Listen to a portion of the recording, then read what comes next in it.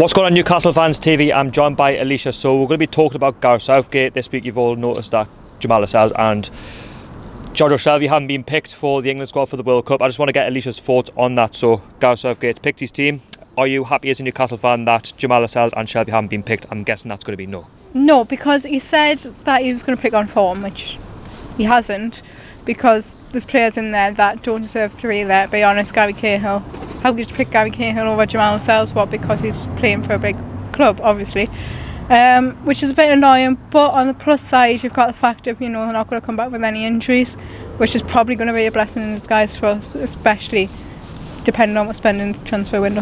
I think Jamal Lascelles should count yourself very unlucky. You've seen his progression over the last 2 or 3 years, especially under Rafa Benitez, and you've seen how we've been a team all season. He's been a rock at the back, and he's really had the likes of Florian Lejeune to settle into the Premier League, maybe it's Kieran Clark in the Championship, and you can see that he's got real potential to go to a bigger club. And now, will that affect him, go playing for Newcastle? I know he's the captain, but could you see him maybe progressing elsewhere at another club, knowing that he's been shunned for the World Cup?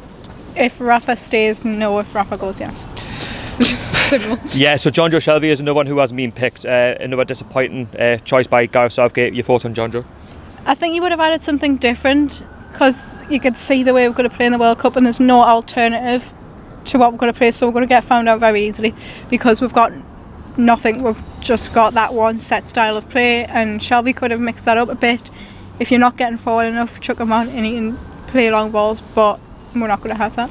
Yeah, Lascelles Shelvey likes to play those Hollywood balls. He offers something different, especially, if you want to ball into the box, or especially from set pieces, if you're playing a team that's defensive, for example, Panama, teams like that, who we're going to be coming against, this World Cup, we're going to need someone like Lascelles Shelvey, and I think with his creativity not being there, that might be a miss, especially if you're going to try and break a team down that's going to be worse off than yourselves, and they're going to look to have a 0-0 draw. Are you surprised at some of the midfield changes that some of the players are actually going?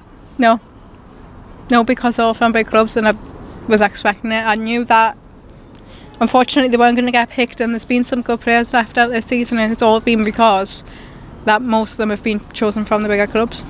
So I'll just give my opinion, really. So Jamal Lascelles, I can understand from a centre-back point of view.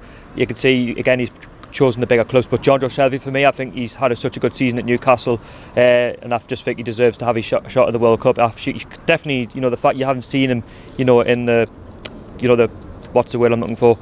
The standby. The fact he wasn't even looked in the standby was disappointing by Gareth Southgate.